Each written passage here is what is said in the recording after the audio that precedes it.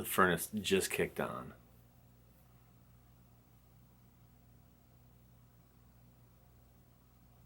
I'm just going to roll with it.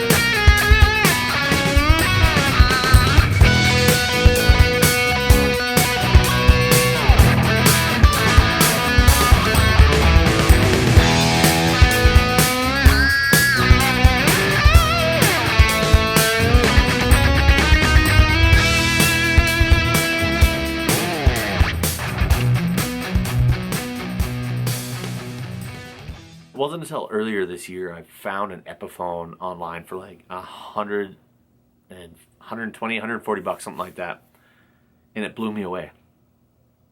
And I slowly kind of started changing my view on, like, just because it's a certain brand, does that mean that it's necessarily better or worse? So my mindset slowly started to change. And I've always wanted to do kind of like a comparison video. And it wasn't until just recently that the perfect storm, the perfect trifecta of things happened. Where right now, in my personal collection, I have 4 Les Pauls. This is the time to do like a 4 levels of Les Paul. But like my twist on it is, I've left the headstock dust cover on. So you're not going to know what brand it is. What I'd really like to see people do is leave a comment of what you think each guitar is. Because I think we as guitarists have a tendency to listen with our eyes. And that's definitely, I guess that's like the point of the video for me is 10 years ago, if you would have showed me an Epiphone next to a Gibson, I would have been like, oh, the Gibson's just better. And I just don't know if that's the case anymore. Leave a comment on what you think each guitar is and, your own, like, which one do you think sounds the best? The intro was kind of fun, but let's get into them in a little bit deeper level. So this is this one. Again, I'm not quite ready to say. I just want everyone to hear it without knowing what it is first. And let's just play it for a little bit.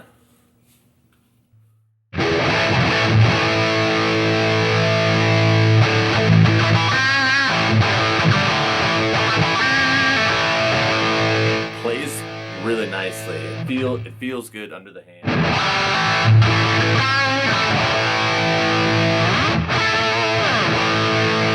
That could be part of the ebony fretboard helping out with that.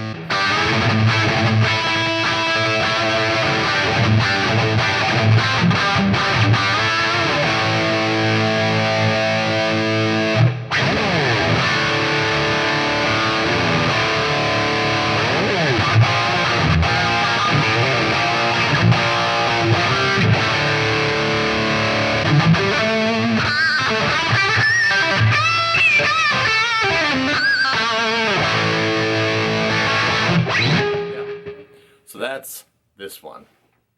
Up next we've got this kind of fire engine red Les Paul. And one thing I can say about this is it does sound good when it stays in tune. This one does struggle to stay in tune. And when I do tune it, the tuners, I feel like they don't have that tension on them. They're really easy to turn, so I don't know what that's about, but that's just something I noticed. Let's see if we're even in tune right now. Not even in tune. All right, give me a second. Pretty good tone for the most part. Although I'm getting some kind of higher tinny.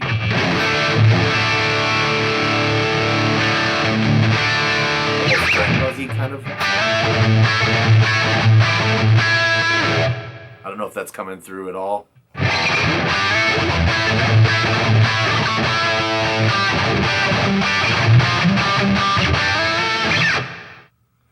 I'm definitely hearing it here.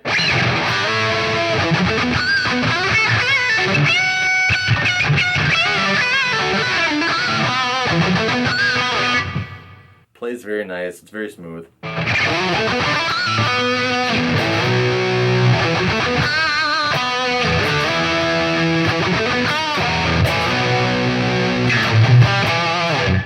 Alright, let's check out Goldie a little bit.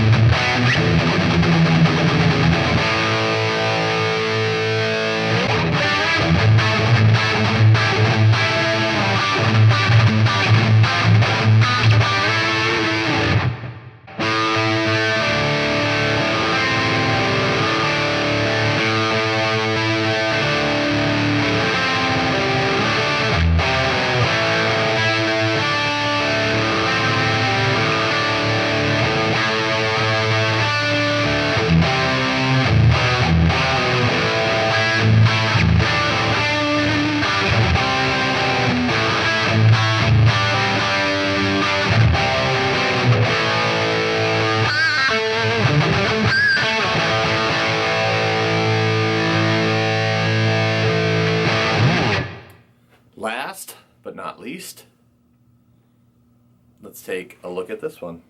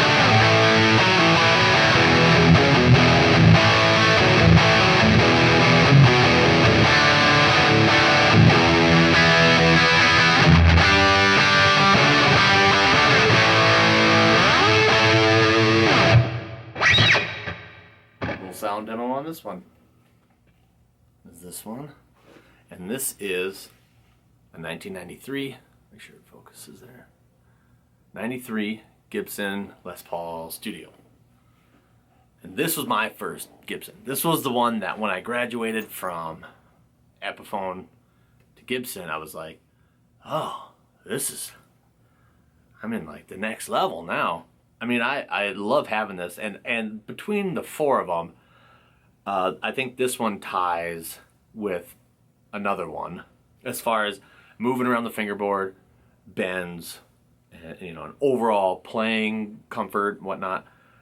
This one is near the top. Now, does it blow everything else away in sound? I mean, you just watched it. I wouldn't say so. Specs on this one: 490R humbucker in the neck, 498T humbucker in the bridge. Some people love them, some people hate them. I'm still kind of indifferent. I think there's probably better sounding pickups out there, but I don't hate them, I guess.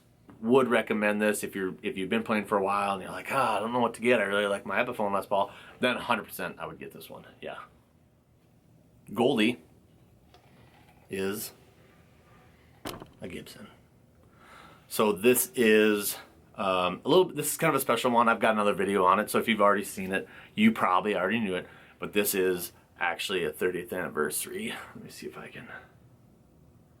So 1982, 30th anniversary, 1952. This is probably the nicest of the four that I played. Comfort-wise, this played the best.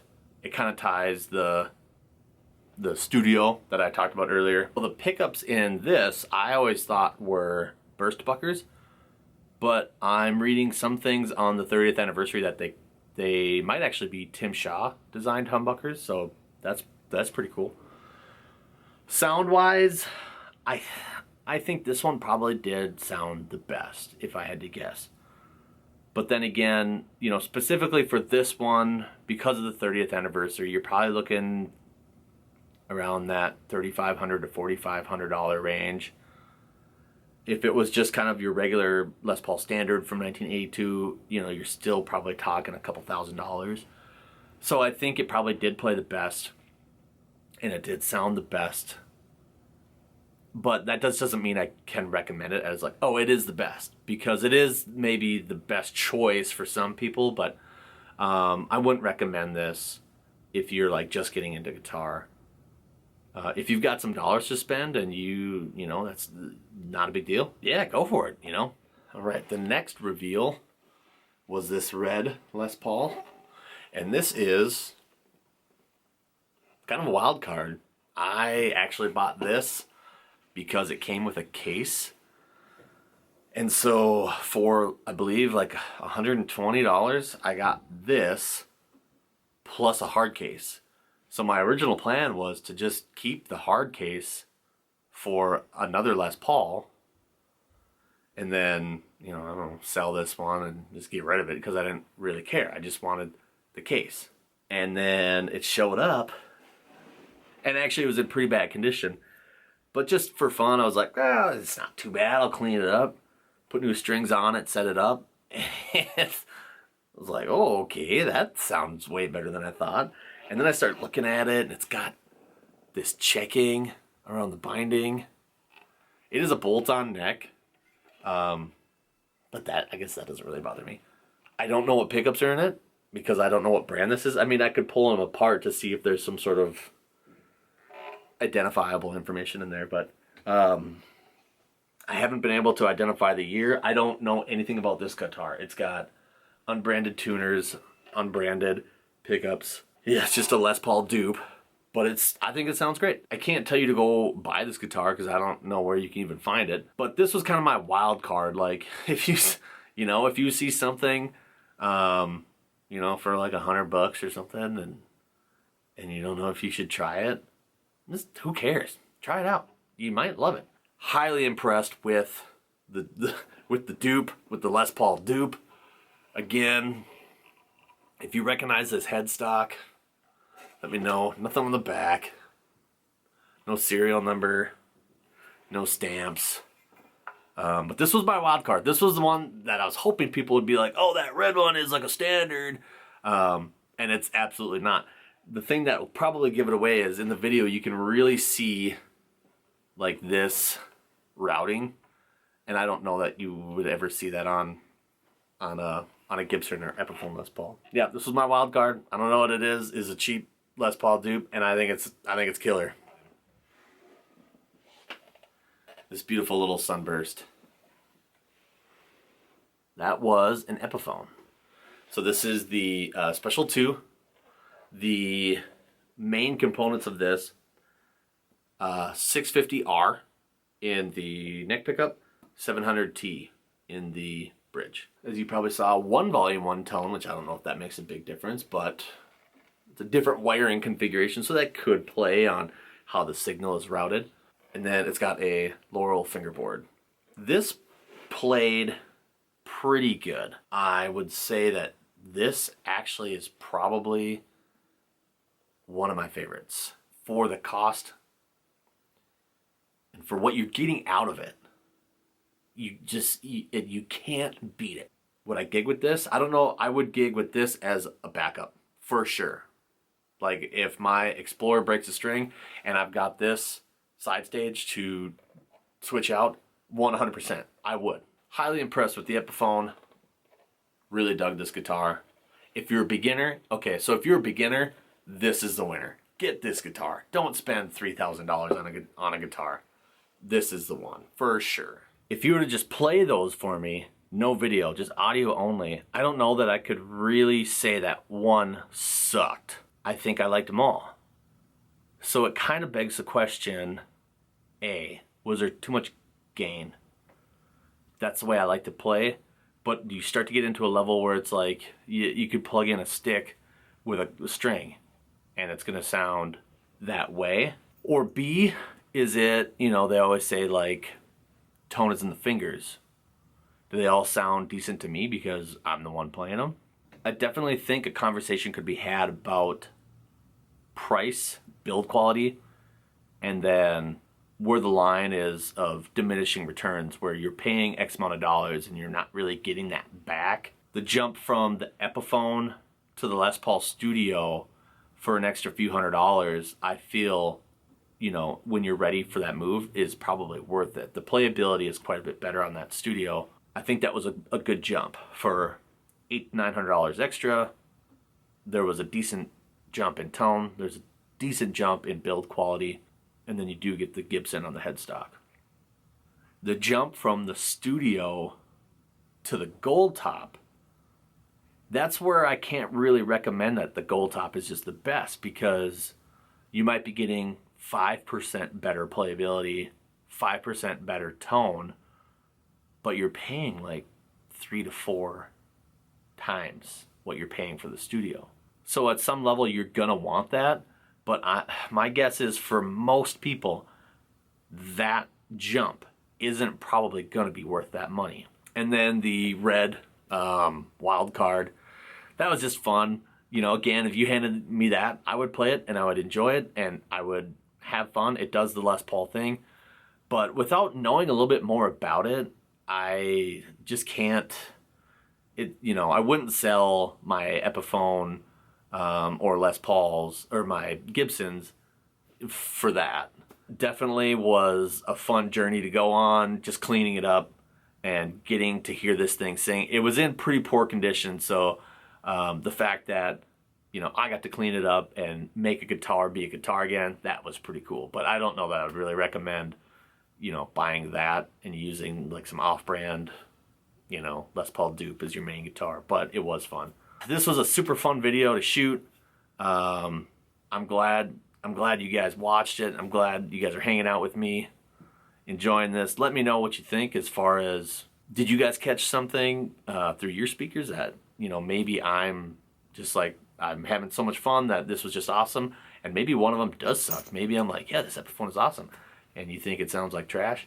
You know, maybe in polite words, let me know what you think. If you dig this video, feel free to subscribe. It really helps my channel grow when you subscribe, and it kind of lets me know that this video was more in the right direction than not. My name is Sam Isfeld, and thanks for watching. We'll see you on the next one.